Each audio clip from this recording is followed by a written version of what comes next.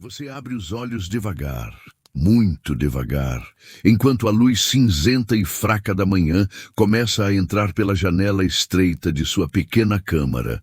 Uma luz que não chega de uma só vez, mas que vai crescendo aos poucos, como se ela mesma estivesse cansada e precisasse de tempo para acordar junto com você, preenchendo devagar o espaço entre a cama, a mesa simples e a parede de pedra fria que você conhece tão bem.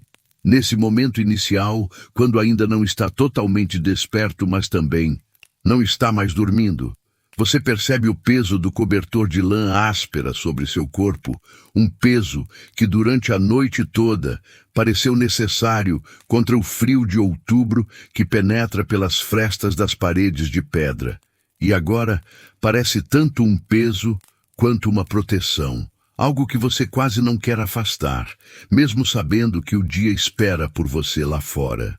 Você move os dedos dos pés dentro das meias grossas que não tirou para dormir, sentindo como eles estão rígidos e frios mesmo assim, como se o frio tivesse se infiltrado lentamente durante toda a noite até encontrar cada parte exposta de seu corpo, e fica ali por mais alguns instantes, simplesmente respirando, ouvindo o som lento do próprio peito subindo e descendo, sentindo o ar frio entrar e sair pelas narinas, um pouco áspero, um pouco úmido, como é o ar das manhãs em Bamberg.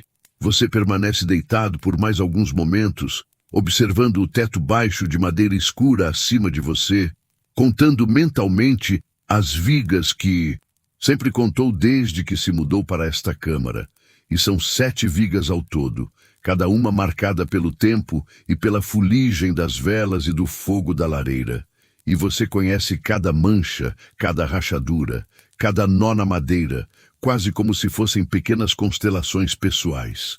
Enquanto você olha, escuta ao longe o sino da catedral, marcando a 5ª da manhã, um som grave e prolongado que atravessa o ar frio e úmido da cidade, rondando os telhados, descendo pelos becos estreitos e entrando pela fresta da sua janela, anunciando sem pressa alguma que é hora de começar mais um dia igual a todos os outros que vieram antes, e muito parecido com todos os que virão depois. O movimento de sentar na cama é lento e cuidadoso, porque seu corpo ainda não está completamente pronto para o dia, e você sente um leve formigamento nas costas, resultado de ter dormido na mesma posição por tempo demais, a musculatura ainda presa na rigidez da noite, como se demorasse um pouco para se lembrar de como é estar desperto. Você sente também aquela rigidez característica nos joelhos que aparece todas as manhãs, especialmente agora que o tempo está ficando mais frio e a umidade parece penetrar nos ossos, instalando-se ali como um visitante silencioso que não pretende ir embora.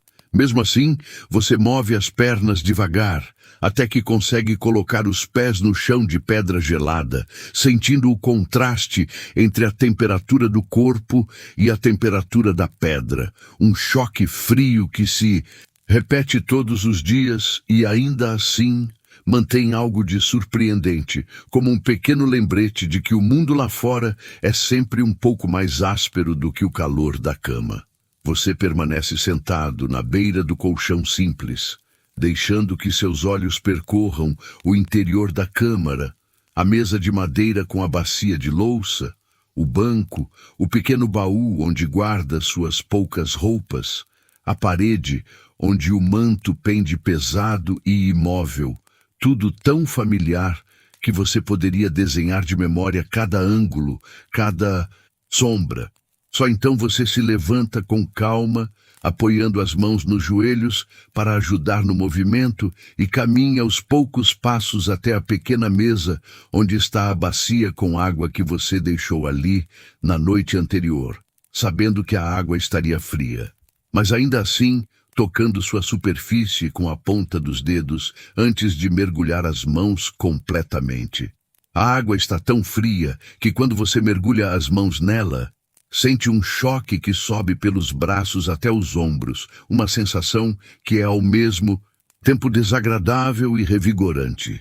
E você molha o rosto com movimentos lentos e metódicos. Primeiro as bochechas, depois a testa, depois o queixo, como faz todos os dias, repetindo o gesto quase como um pequeno ritual silencioso para acolher o início da manhã. A água escorre pela pele, deixando um rastro frio que vai se aquecendo aos poucos. E você pega o pedaço de pano áspero que serve de toalha e seca o rosto com a mesma lentidão, sentindo a textura quase rude do tecido, mas aceitando essa aspereza como parte natural da vida que leva aqui. Você veste suas roupas da mesma maneira que faz todas as manhãs, sem pressa, começando pela camisa de linho que estava pendurada no gancho de ferro na parede, ligeiramente fria ao toque, mas logo aquecendo em contato com a pele. Depois vem o gibão de lã marrom escura, aquele que tem um remendo no cotovelo esquerdo, onde o tecido havia se desgastado demais. Um remendo que você mesmo costurou e que agora faz parte da peça, como se sempre tivesse estado ali. Em seguida, as calças de lã que já se moldaram ao formato de suas pernas com o passar dos anos, e o cinto de couro desgastado que você aperta com cuidado, não muito apertado para não incomodar durante as longas horas sentado, não muito frouxo para que tudo permaneça em seu lugar. Depois de vestido, você se senta novamente na beira da cama e calça as botas, aquelas botas de couro marrom que já estão com você há muitos anos, talvez mais do que você às vezes consegue lembrar com clareza. Botas que caminharam por outras cidades e estradas, que já pisaram em lama, neve e poeira, e que agora pisam quase sempre nas mesmas pedras de Bamberg, dia após dia. Você amarra os cordões de couro com movimentos automáticos, fazendo os mesmos nós que faz todos os dias, puxando um lado, depois o outro e testando com um leve movimento do pé se estão bem firmes. Você então caminha até a pequena janela e olha para fora, observando a cidade começando a acordar sob a luz fraca do amanhecer. Bamberg se revela em telhados escuros, chaminés soltando os primeiros fios de fumaça, fachadas de madeira e pedra que, na luz cinzenta, parecem quase da mesma cor que o céu. Você vê algumas figuras humanas já se movendo pelas ruas estreitas, envoltas em mantos e capas, apressando-se ou caminhando devagar, cada uma com seu próprio propósito para aquele dia, todas pequenas e anônimas vistas de cima, como se fossem parte de um fluxo constante que nunca realmente se interrompe. Você ouve também os sons da cidade despertando, ainda suaves, quase tímidos, um latido isolado de cachorro, o ranger de uma carroça passando sobre as pedras irregulares, vozes distantes, trocando palavras que você não distingue, tudo misturado ao sopro do vento frio que passa entre os prédios. Ao fundo ergue-se a catedral, imponente, com suas torres recortadas contra o céu, e você a observa por um momento, lembrando-se de que ela estava ali muito antes de você nascer, e estará ali muito depois que você se for, uma presença constante que marca o tempo com seus sinos. Você afasta o olhar da janela e pega o manto pesado de lã cinza que está pendurado ao lado da porta, colocando-o sobre os ombros e ajeitando o tecido para que cubra bem o peito e as costas. Pega também a pequena bolsa de couro onde guarda algumas moedas, e desta vez nenhum pedaço de pão, porque você pretende comer algo fresco na taverna.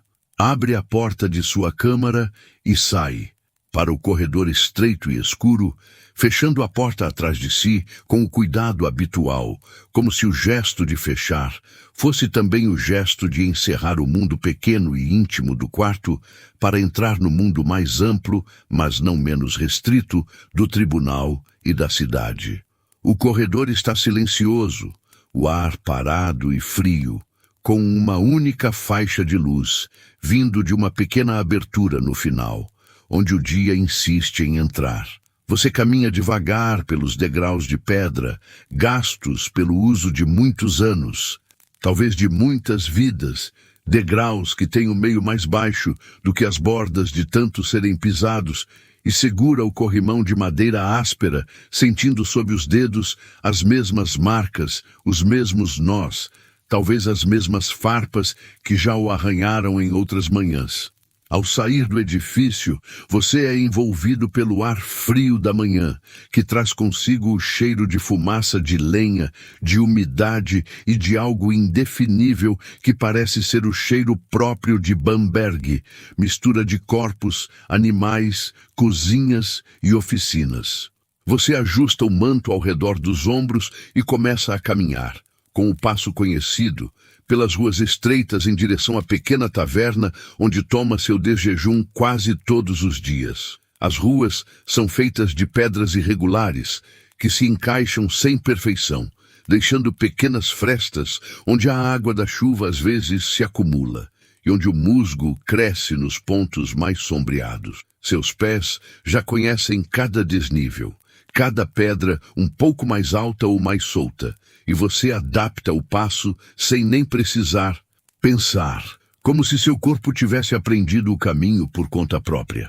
Você passa por fachadas de casas de madeira e pedra, algumas com pequenos enfeites nas janelas, outras completamente nuas, e por portas de madeira escura, algumas já abertas, outras ainda fechadas, guardando dentro delas pessoas que talvez ainda estejam acordando.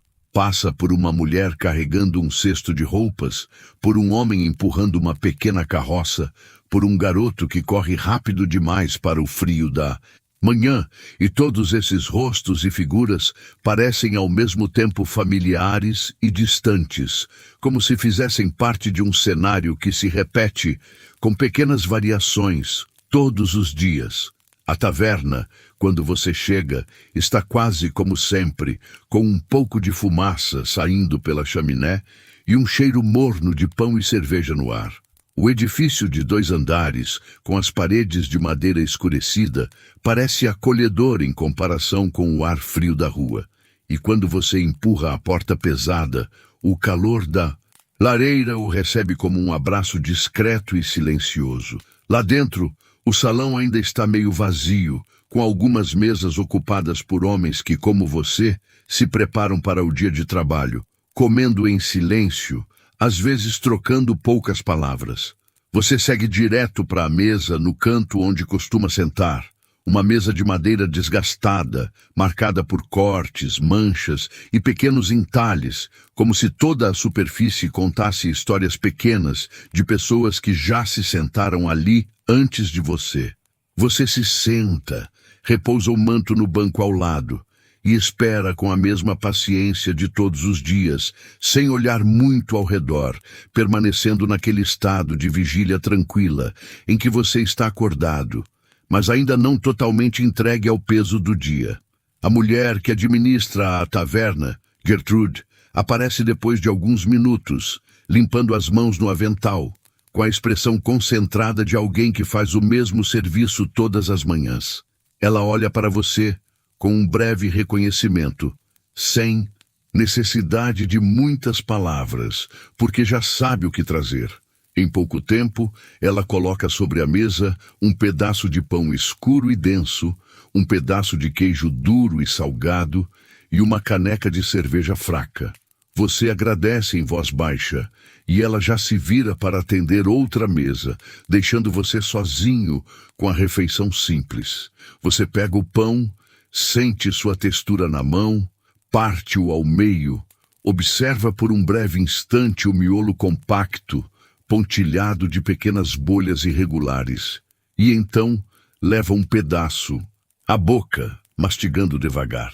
A crosta está um pouco dura, mas o interior ainda guarda alguma maciez, e o gosto levemente azedo do pão mistura-se depois ao sal do queijo, que você corta em pequenos pedaços e mastiga com o mesmo cuidado tranquilo, como se cada mordida fosse algo a ser plenamente experimentado. A cerveja, morna, de sabor ligeiramente azedo, Desce pela garganta sem sobressaltos, em pequenos goles. Enquanto come, você permite que seus olhos vaguem pelos outros rostos na taverna, sem curiosidade intensa, apenas uma atenção leve e distante. Vê um ferreiro, reconhecível pelas mãos escuras e fortes. Vê um homem mais bem vestido, provavelmente um pequeno comerciante ou funcionário. Vê dois jovens que conversam em voz baixa, inclinados sobre a mesa. Mas nada disso é especialmente novo, e talvez por isso mesmo seja reconfortante, como ver as mesmas peças sendo colocadas no mesmo lugar, todos os dias, em um tabuleiro invisível que se reorganiza e se repete. Ao terminar o pão e o queijo e esvaziar a caneca com um último gole lento, você permanece sentado por alguns instantes, sentindo o corpo aquecido pelo fogo, pela comida simples e pelo hábito. Depois coloca algumas moedas sobre a mesa, veste o manto novamente e sai, deixando o ambiente quente para voltar ao ar frio, que agora parece um pouco mais suave. Talvez porque você esteja mais desperto, talvez porque o dia tenha avançado um pouco mais. O caminho até o tribunal é curto e já tão conhecido que, se precisasse, você poderia percorrê-lo quase de olhos fechados. Você passa por uma pequena praça onde, mais tarde, barracas serão erguidas para vender alimentos, tecidos, objetos simples do dia a dia, mas que agora ainda está quase vazia, apenas com alguns pombos procurando restos no chão.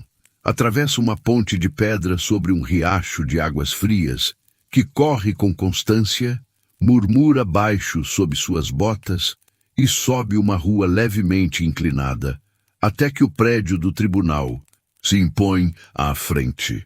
O tribunal é um edifício de pedra cinza, severo, com janelas estreitas e altas que parecem fendas por onde a luz entra e sai com relutância. Na porta, dois guardas permanecem de pé, com lanças, capas e expressões neutras. Você os cumprimenta com um leve aceno de cabeça que é retribuído na mesma medida, sem palavras, e atravessa a entrada pesada. O corredor principal o recebe com seu ar frio e quase imóvel, e com o eco suave de seus passos percorrendo o piso de pedra e subindo pelas paredes grossas, como se o edifício tivesse seu próprio silêncio, preenchido apenas por ruídos distantes. Você atravessa o corredor, passa por outras portas, algumas entreabertas, de onde vêm sons de penas riscando pergaminho, de vozes abafadas, de tosses discretas. Cumprimenta com o olhar alguns outros escribas que já estão instalados em suas mesas, curvados sobre papéis, envoltos no mesmo tipo de rotina que a sua, cada um em sua pequena ilha de trabalho. E então chega à sua sala, abre a porta, entra e fecha-a atrás de si, tendo finalmente diante de si o espaço que conhece intimamente, onde passa a maior parte das horas da sua vida. A sala é simples e pequena, com uma janela estreita que deixa entrar uma faixa limitada de luz, o bastante para não ser escuridão, mas não o suficiente para dispensar, em muitos momentos, a luz vacilante de uma vela. A grande mesa de madeira ocupa quase todo o centro do espaço, coberta com pilhas de pergaminhos, alguns organizados, outros aguardando sua vez para serem classificados. Há o tinteiro de cerâmica com tinta preta, que você inspeciona por hábito, mexendo levemente com a pena para se certificar de que ainda tem boa consistência. Há um pequeno punhado de penas já aparadas e prontas, uma pequena faca, um pedaço de pano para limpar o excesso de tinta. Você tira o manto, pendura-o no gancho atrás da porta e senta no banco simples, acostumado à dureza da madeira, ajustando a posição do corpo, prevendo as horas que passará ali.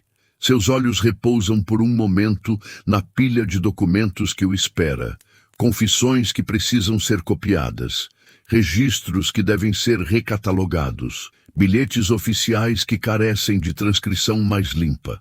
Há uma certa tranquilidade em saber que, por mais que faça, sempre haverá mais, que o dia sempre encontrará uma forma de se manter preenchido. Você pega o primeiro documento, uma confissão iniciada no dia anterior de uma mulher acusada de bruxaria. As linhas já escritas contam a história conhecida. O pacto, os encontros noturnos, os voos descritos com detalhes repetidos em tantos outros pergaminhos. Você lê algumas frases, apenas o suficiente para se situar, e então prepara um pergaminho novo, prende-o com pesos discretos para que não se enrole, mergulha a ponta da pena no tinteiro e começa a copiar, com calma. Cada letra é formada com cuidado, sem pressa, em um ritmo que já se tornou natural, como se sua própria respiração tivesse se ajustado ao movimento da pena, subindo e descendo na mesma cadência. Você acompanha com os olhos o traço escuro que deixa no pergaminho, sente a leve resistência da superfície, controla a quantidade de tinta. Quando a pena começa a perder a fluidez, você a mergulha novamente, espera um segundo para escorrer o excesso e continua, palavra após palavra, linha após linha. De vez em quando você para, ergue os olhos da folha e olha para a janela, onde a luz mudou um pouco de tom, ou se detém no jogo de sombras que o sol cria, mesmo fraco, ao atravessar o vidro e tocar a parede.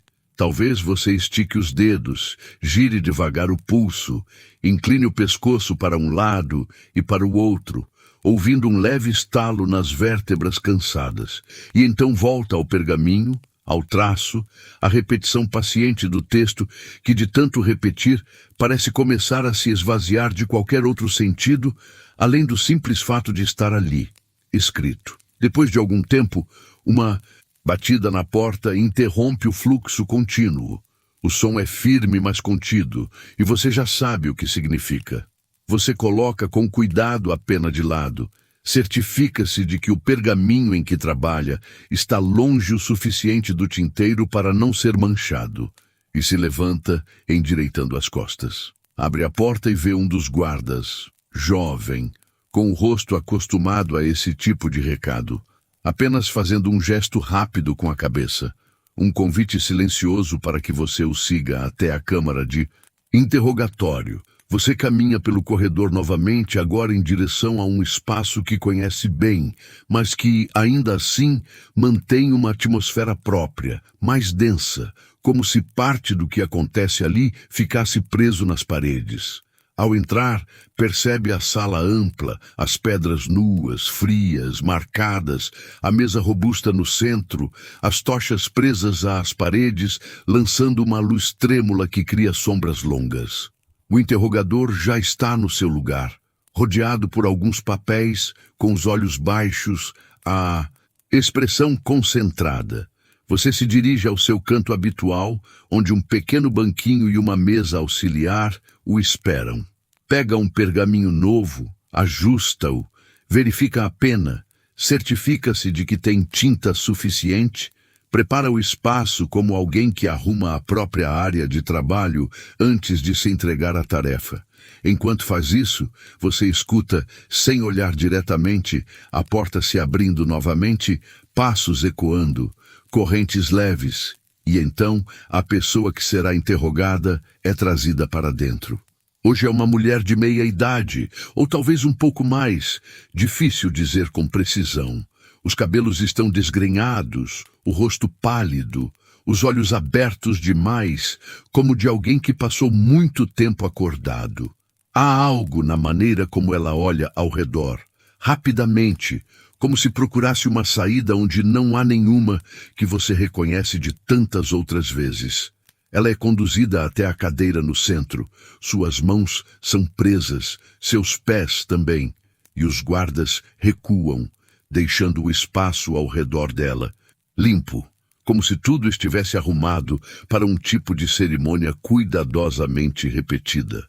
O interrogador começa com as perguntas de sempre, em uma voz constante e controlada, sem pressa, sem agressividade visível, mas com um tom que não abre espaço para dúvidas. Ele pergunta o nome, a idade, o local onde mora, qual sua ocupação. A cada resposta, você escreve, copiando o que ouve em letras claras, anotando detalhes que já fazem parte de seu repertório diário. Rua, bairro, estado civil, nomes de familiares. Essas primeiras linhas são quase burocráticas, como a abertura de um documento comum. Depois, a voz do interrogador muda ligeiramente, não tanto na força, mas no conteúdo. As perguntas tornam-se mais específicas, tocam as acusações, o suposto pacto, as reuniões noturnas, a presença do demônio, os danos atribuídos àquela pessoa. A mulher, inicialmente, responde com não, uma vez, outra vez, mais uma, com a voz que treme um pouco mais a cada negação. Você anota, nega, afirma não lembrar, diz nunca ter participado. O ritmo da escrita é o mesmo, mas o conteúdo das frases torna-se mais carregado. Em determinado momento, o interrogador dá um sinal, quase imperceptível, e o ambiente muda um pouco, não tanto no que é visível quanto no que é sentido. Você, já acostumado, baixa ainda mais o olhar para o pergaminho, foca as linhas, a ponta da pena, uma pequena gota de tinta que precisa ser recolhida e tenta não deixar a atenção escapar para o que se passa exatamente no centro da sala. Você escuta a respiração da mulher mudar, ficar mais rápida, ouve sons de metal, de madeira, de couro, e escreve com a mão firme, mesmo quando o som da voz ganha notas agudas. O tempo ali torna-se um pouco impreciso. Você continua registrando perguntas e respostas, anota expressões como após insistência, após ser advertida, e aos poucos as respostas começam a se transformar. As negações dão lugar a hesitações, as hesitações a afirmações fragmentadas, e em algum ponto a mulher começa a descrever aquilo que lhe é pedido, ainda que talvez não tenha sido dela a iniciativa. Ela fala sobre voos noturnos, sobre um encontro em determinado campo, sobre uma figura escura, sobre outras pessoas presentes, e você registra tudo pausadamente, como sempre, preenchendo linha após linha. Você escreve datas, locais, nomes que surgem, afirmados ou sugeridos. Escreve frases como confessa ter voado, confessa ter participado, confessa ter prejudicado. O pergaminho, que no início era apenas uma superfície vazia, começa a se encher de texto, uma malha fechada de tinta preta, de onde nenhum espaço em branco se destaca por muito tempo. Sua mão, de vez em quando, cansa, o pulso lateja, mas você ajusta a posição, talvez respire mais fundo e continua, porque é isso que você faz, porque seu papel ali é ser aquele que registra, aquele que transforma voz em registro permanente. Quando, por fim, o interrogador entende que tem o que precisa, o ritmo de perguntas diminui, as frases se tornam mais curtas. Ele reúne as folhas, faz algumas anotações finais e anuncia que a confissão é suficiente. A mulher, agora com a voz rouca, é levantada da cadeira, suas amarras são ajustadas para que possa caminhar, e ela é conduzida para fora da sala. Você a acompanha com o olhar apenas por um instante, o bastante para ver seu corpo curvado, o ritmo desigual dos passos, antes de retornar aos pergaminhos, que agora representam aquilo que há poucos momentos ainda eram apenas palavras lançadas ao ar. Você espera um pouco para que a tinta seque, soprar levissimamente algumas partes, ajusta as folhas, organiza-as em ordem. Depois, com cuidado, leva esse conjunto de documentos de volta para sua sala, onde os coloca sobre a mesa, junto de outros arquivos. Agora, começa uma nova etapa do mesmo processo: copiar. É necessário fazer versões adicionais da confissão para arquivos diferentes, para registros que serão guardados em salas e, talvez, edifícios diversos. Você toma um novo pergaminho, limpa a pena, verifica novamente a tinta e recomeça o trabalho, agora olhando de um documento para o outro, copiando palavra por palavra o que você mesmo escreveu pouco antes. Este tipo de cópia exige menos contato com o som das vozes, mas não menos atenção. É um exercício de paciência, quase de meditação. Você observa uma linha, lê mentalmente, talvez em voz muito baixa, e então reproduz, letra por letra, no novo pergaminho, cuidando para que cada traço se pareça o máximo possível com o anterior. É quase como se você estivesse se copiando, multiplicando sua própria caligrafia, firmando nas diferentes páginas a mesma sequência de palavras. O mundo ao seu redor reduz-se ao espaço entre o documento original, o documento novo e a ponta da pena. A luz pela janela avança, atinge um ponto mais alto e depois começa a inclinar-se de novo. Você percebe isso, não tanto pela posição exata do sol, mas pela forma como as sombras se movem na parede, pela mudança em como a claridade ilumina a mesa. Em determinado momento, você percebe que está forçando mais a vista, e então acende a vela, aproximando-a, mas não tanto para não queimar o pergaminho. A chama trêmula, o que faz as sombras vibrarem um pouco, mas é o suficiente para que as letras continuem claras. Em algum ponto da tarde, alguém bate à sua porta, trazendo mais uma pequena pilha de documentos, confissões antigas que precisam ser recatalogadas, listas de nomes, resumos de julgamentos anteriores. Você agradece com um aceno, recebe a pilha e a coloca ao lado. Olha por um instante o que chegou, reconhece termos e fórmulas já usados muitas vezes, percebem datas de anos atrás, escritos por outras mãos, em caligrafias ligeiramente diferentes.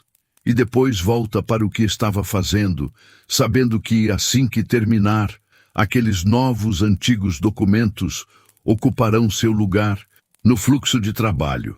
Você continua até sentir que seus olhos pesam, que a mão precisa de descanso. Organiza as folhas com cuidado, separando o que está terminado do que ainda falta. Amarra alguns conjuntos com tiras estreitas. Alinha as bordas. Olha ao redor da sala, vê as pilhas, as caixas, os rolos de pergaminho enrolados e rotulados com datas e nomes e percebe que sua vida é, em grande parte, esse acúmulo silencioso de folhas. Uma camada de tinta sobre outra, uma confissão somando a seguinte, numa sequência que parece não ter fim.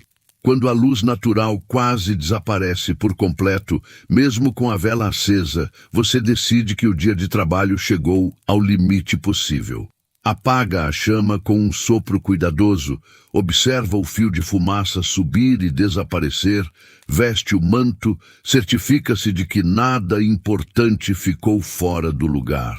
Sai da sala, fecha a porta, ouve o som familiar da madeira e da fechadura, e começa o caminho de volta pelos corredores, agora mais vazios, mais silenciosos, onde apenas o eco dos próprios passos parece acompanhá-lo. Lá fora, a tarde já se converteu em quase noite. O céu é de um cinza escuro, que aos poucos se torna azul profundo, e as primeiras estrelas surgem tímidas. A temperatura caiu, e você sente o frio da noite infiltrando-se novamente pelas frestas entre o tecido do manto e o corpo. Ainda assim, o caminho é o mesmo da manhã, apenas invertido. Você desce a rua, atravessa a ponte, passa pela praça agora, vazia, onde apenas algumas marcas no chão denunciam o mercado que já foi desmontado. As fachadas das casas tremeluzem com luzes amarelas de dentro. Algumas janelas mostram silhuetas em movimento, sombras projetadas pelo fogo e por velas. Você entra na taverna de novo, desta vez não para sentar e descansar, mas apenas para comprar um pedaço de pão e um pouco de queijo para comer mais tarde. O salão está mais cheio do que de manhã. O ruído é maior, mas você se mantém à margem disso. Aproxima-se do balcão, faz seu pedido em poucas palavras, recebe o embrulho simples de pano e paga com moedas tiradas da bolsa.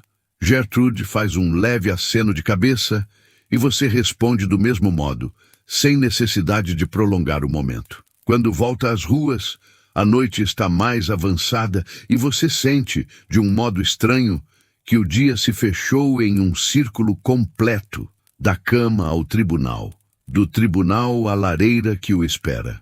Ao chegar ao edifício onde fica sua câmara, sobe os mesmos degraus de pedra, percorre o mesmo corredor, coloca a mão na mesma maçaneta. Dentro do quarto, o ar está frio, escuro, mas familiar. Você acende a vela com cuidado, usando uma brasa que ainda resiste na pequena lareira, alimentando o fogo com alguns pedaços de lenha, até que o calor comece, devagar, a devolver alguma macieza ao ambiente. Você se senta então no banco perto do fogo, desfaz o embrulho, come o pão e o queijo com a mesma lentidão com que comeu de manhã, mastigando bem, sentindo o sal, a densidade, o leve endurecimento da massa.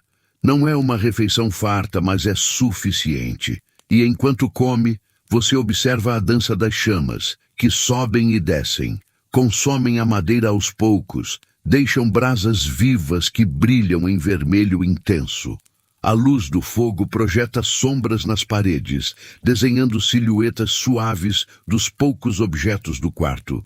Depois de comer, você permanece ali por algum tempo, sem fazer nada em particular, apenas deixando que o corpo descanse e que a mente se solte um pouco do fio contínuo das tarefas do dia. Pensamentos vêm e vão, alguns sobre o interrogatório, outros sobre a pilha de documentos à sua espera.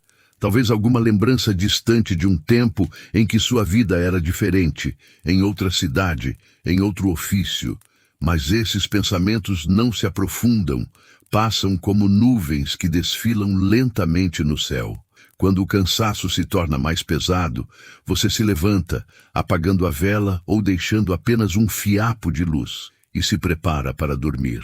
Tira o manto, tira o gibão, mas mantém a camisa e as meias, porque sabe que a noite é fria. Deita-se na cama, sob o cobertor de lã áspera, que no início é apenas um peso frio, mas logo começa a guardar o calor do corpo. Deita de costas por alguns instantes, olhando, como todas as noites, para o teto escuro, onde sabe que as 7 vigas estão, mesmo quando não as vê. Você ouve o crepitar baixo do fogo, que já não é tão intenso, mas ainda vive na forma de brasas que irradiam calor suave. Ouve de muito longe algum som da cidade, uma voz, um portão se fechando, talvez o latido de um cão. Sente o corpo afundando um pouco mais no colchão, os músculos relaxando, o peso das pálpebras crescendo. Seus pensamentos, antes claros, começam a se confundir, transformando-se em imagens soltas, pedaços de lembranças, trechos de frases ditas por outras pessoas e copiadas por você ao longo do dia. Você sabe, enquanto se deixa ir, que amanhã será muito parecido com hoje. Você acordará ao som do sino, sentirá o frio do chão, lavará o rosto na água gelada, vestirá as mesmas roupas, comerá o pão e o queijo na mesma taverna, caminhará pelas mesmas ruas até o mesmo tribunal, sentará na mesma mesa, copiará novas confissões, ouvirá novas vozes dizendo quase as mesmas coisas. E ainda assim, há uma estranha suavidade nessa repetição, como se cada dia, ao se unir ao anterior, formasse um colchão de familiaridade onde você pode repousar sem sobressaltos. Assim, à medida que a respiração vai ficando mais lenta, mais profunda e mais silenciosa, você se afunda na escuridão macia do sono, em um lugar onde não há interrogatórios nem pergaminhos, onde nenhuma pena precisa ser aparada, onde o tribunal é apenas um edifício distante do qual nada é exigido. A cidade continua do lado de fora, os sinos continuarão a tocar, o tribunal continuará a funcionar, mas por algumas horas tudo se torna apenas um fundo remoto, quase esquecido, e você dorme, envolvido pela repetição tranquila de uma vida que corre sempre pelo mesmo trilho, esperando apenas o próximo toque do sino para recomeçar, no mesmo ano de 1580, na mesma Bamberg silenciosa.